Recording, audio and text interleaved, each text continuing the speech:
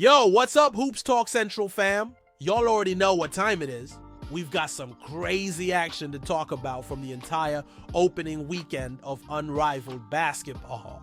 I'm talking Jewell Loyd doing something that had me shouting at the screen. Skylar Diggins-Smith hitting not one but 2 game-winning shots. And blocks so nasty, you'll think these ladies are defying gravity. And no, that's not an intentional reference to the musical. But hey, if the shoe fits, stick around because I got all the details, the rivalries, and my spicy takes coming up.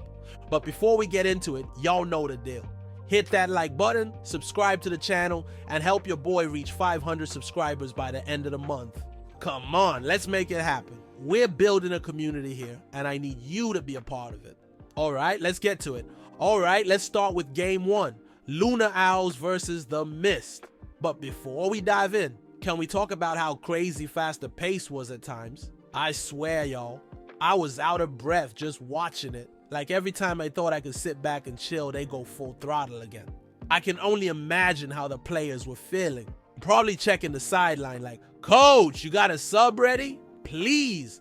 First off, can we talk about Jewell Loyd? This girl dropped 23 points in the first half off. Like, what? She was cooking? And when she said she's finding peace and joy in basketball again, whew, it's showing on the court. She's out there playing like the rim insulted her family or something. Straight assassin vibes. Oh, but we gotta talk about that block.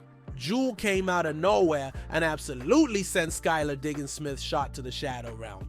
I mean, y'all, I'm pretty sure Skylar saw her life flash before her eyes for a second there. But hey, Skylar wasn't gonna let that slide. Fast forward to the end of the game, the pressure is on, and what does Skylar do? Boom! She hits the game-winning 3 like it's just another day at the office. Straight up walked them down like it was personal. Skylar's over here like, blocks don't matter when you've got the last laugh. Savage. Also, Napheesa Collier, straight beast mode. 27 points, 11 rebounds. Yeah, she's a walking double-double machine. She's like, oh, you thought you could stop me? Nah, not today. And let's not sleep on Courtney Williams. She's out there quietly doing everything, scoring, rebounding, playmaking. Just a total glue player. Big takeaway here, efficiency is the name of the game. The Owls shot 50.8% from the field. You're not losing when you're that locked in. The Mist rebounding was elite, but they just couldn't convert those second chance opportunities. Y'all, if you're grabbing boards like that, you gotta finish at the rim. That's the difference between a win and an L at this level. And quick shout out to Allisha Edwards. 10 points, 8 rebounds, and she was everywhere defensively. A real unsung hero for the Mist, even though they fell short. Now, while the Owls might have come out on top, they've got some things to tighten up. Skylar was amazing in clutch time, but you can't always count on buzzer beaters to bail you out. Free throws, y'all. 58%, you're leaving points on the board. Imagine if this game went to overtime. They need to sharpen that aspect moving forward. Okay, now game 2, Rose versus Vinyl. Man, this game was a whole different vibe. Rhyne Howard? Let's put some respect on her name. 33 points. 33. She was out there looking like she's auditioning for the MVP of this league, and her efficiency, chef's kiss. 10 for 19 from the field. Somebody check if her jumper's waterproof, cause she was straight wet from everywhere. And D. Erica Hamby, double-double with 17 points and 13 boards. She's out here bullying people in the paint like it's her 9 to 5. Honestly, if you're trying to rebound against Hamby, just pack it up and go home. And speaking of defense, Jordan Canada had 3 steals, just disrupting everything. She's the type of player you hate to go against, but love to have on your squad. But yo, Dejanay Carrington had one of the nastiest blocks of the night. I'm talking no fly zone type energy. She had me out of my chair yelling, not today.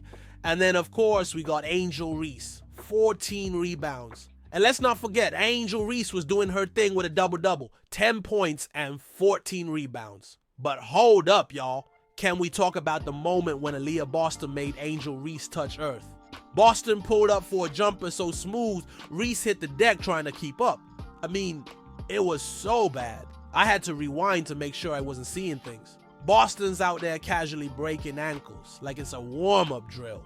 She's grabbing boards like she's got magnets in her hands. Absolute glass cleaner. She even had moments where she was directing traffic on defense, showing her leadership out there. Now on the Rose side, Collier was doing her thing, 24 points on 8 of 15 from the field. She's one of those players that just finds a way to get buckets no matter what. Chelsea Gray too was so close to a double-double with 21 points and 9 rebounds. Honestly, she's like a Swiss Army knife. She does it all. But as good as Rose was, their turnovers killed them. You can't give a team like Vinyl extra possessions and expect to win. 11 turnovers in a game like this. That's like giving Vinyl a 2-for-1 sale. They'll make you pay for that every single time. Alright, now let's talk about Saturday's matchups. First up, the Lunar Owls versus Rose. Napheesa Collier went absolutely berserk again with 31 points. Seriously, can anybody slow her down? She was scoring from everywhere and even chipped in 4 assists and 6 rebounds to keep the Owls on top. And Allisha Gray? Man, she's really been cooking for the Lunar Owls. She added 21 points on efficient shooting and just looks like she's getting more comfortable as a go-to option. If you're the opposing team, you gotta be thinking, how do we stop her and Napheesa together? And once again, Skylar Diggins-Smith came through with the game winner. This time, it was a clutch free throw. Now, her overall stats in this game weren't the prettiest. Just 9 points and 2 rebounds. But hey, when the game's on the line and Skylar shows up, we'll chalk this one up to it being the back end of a back-to-back. She probably needed a Gatorade and a nap after all this action. For Rose, Collier showed up big again with 14 points, but turnovers haunted them. 10 of them to be exact. You can't hand the ball over like that and expect to win against a team as locked in as the Owls. Then we had the Laces versus Phantom game, and whoa, it was a straight up blowout. Now I know I said in my previous video that I thought the Phantom would dominate, but clearly from their performance in this first game, I was wrong. The Laces came out firing on all cylinders with Kayla McBride going off for 28 points. She hit 7 threes. I was sitting there wondering if the Phantom were even going to close out on her at some point. Tiffany Hayes added 14 points and 10 assists, a solid double-double, and the team looked unstoppable. And let's not forget Kate Martin. She had a solid performance with 12 points, 10 rebounds, and the game-winning layup. That's a double-double for her, and it looks like her off-season training is paying off big time. I can't wait to see how she builds on this performance going forward. On the other side, Sabrina Ionescu tried her best with 18 points, but she had very little help. And let's talk about Satou Sabali for a second. Man, she had a rough night. Just 4 of 14 from the field and 1 of 4 from 3. It was tough to watch, but hey, maybe this lowers her trade value a bit. Maybe the Fever only have to give up Allisha Smith and a second-round pick to get her now. Nah, I'm just playing. But for real, I do expect her to bounce back and play much better on Monday. The Phantom need her to step up if they want to turn things around.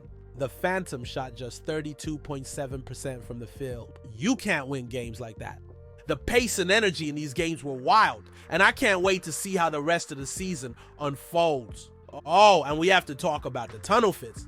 These players have been absolutely killing it with their outfits. The drip has been off the charts. From bold colors to designer pieces, they're showing that basketball style isn't just about the court. I love seeing the personality and flair they bring through their fashion. It's like a pre-game runway out there. And can we talk about Angel Reese? Her first fit wasn't really hitting for me, but that second one, fire! She totally redeemed herself with that look. These matchups gave us a lot to think about moving forward. Alright, let's talk about adjustments. What do these teams need to do moving forward? For the Mist, it's all about converting those second chance points. Y'all grabbed 42 rebounds, 10 of them offensive, but where are the buckets to match? You're putting in the work on the glass. Now it's time to capitalize. And turnovers, gotta clean those up. Every possession counts in a league this competitive. And can we talk about Brianna Stewart? She's dominating on the boards, but 6 points? We need her to be more aggressive offensively. You can't have a superstar like Stewie be that quiet on the scoreboard. The Lunar Owls? Honestly, y'all are looking solid, but free throws, man, 58% from the line in the first game and similar struggles against Rose. That's not gonna cut it in tight games. If you're leaving points on the board, you're leaving wins on the board. Fix that, and you're a problem for the rest of the league. Against the Mist, Napheesa Collier dominated with 27 points and 11 rebounds. and she followed that up against Rose with an unstoppable 31-point performance. Allisha Gray is proving to be the perfect complement, putting up 15 points in game 1 and then keeping the momentum going with 21 points against Rose. And Skylar? She's showing up when it matters most. A game-winning 3 in the first game and a clutch free throw in the second. But let's be real, her overall stats against Rose weren't great. Maybe we chalk it up to the back-to-back games, but they'll need her firing on all cylinders as the season progresses. More ball movement, fewer hero ball moments, and a more consistent bench presence will make this team even scarier. Now for Rose, the turnovers. 11 turnovers in the first game and 10 in their matchup against the Lunar Owls. That's a killer. Watching those turnovers hurt my soul, man. It felt like every time they got some momentum, they throw it away like, nah, we don't need this. Against Vinyl, they couldn't slow down Rhyne Howard, letting her drop 33 points. Then in their second game, they ran into the Napheesa Collier Allisha Gray duo, and the results weren't much better. Defensively, y'all gotta figure out how to stop these high-scoring tandems. Collier Copper has been solid with 24 and 14 points across these 2 games, but Rose needs more from their supporting cast. Chelsea Gray and Angel Reese are pulling their weight, but they can't carry the load alone. Get the bench involved, find some consistency, and maybe they can bounce back. And Vinyl, okay, I'll admit it, I was wrong about y'all, so wrong. I didn't think y'all were gonna be this good, but hey, I'm not too prideful to admit it. Y'all shut me up real quick. That said, you're not perfect. Shot selection could be a little better. You had moments where you forced it, and against better defenses that might bite you. But man, y'all are deep. Howard, Hamby, Canada, just weapons everywhere. And let's not overlook their defense. 8 steals and 5 blocks. That's how you put pressure on teams and turn defense into offense. So what's the big takeaway from these games? First, Rhyne Howard is her.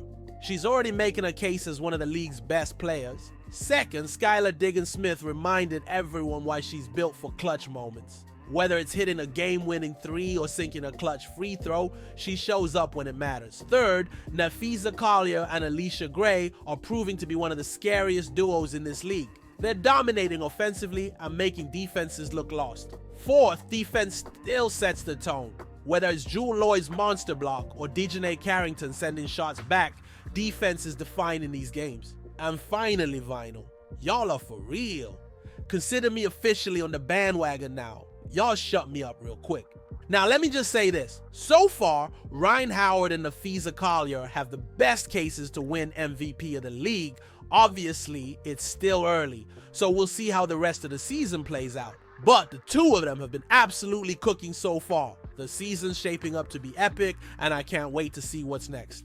Alright, that's it for today's breakdown. Oh, and before I go, I'll definitely be keeping an eye on what the ratings from these first games look like and the rest of the weekend's matchups too. It's going to be interesting to see how many people are tuning in to catch all this action. Let me know in the comments who you think had the best performance so far. And don't forget to like, subscribe, and share the channel with your hoop-loving friends. We're so close to that 500 subscriber mark, and I can't do it without y'all. Thanks for kicking it with me. Until next time, peace.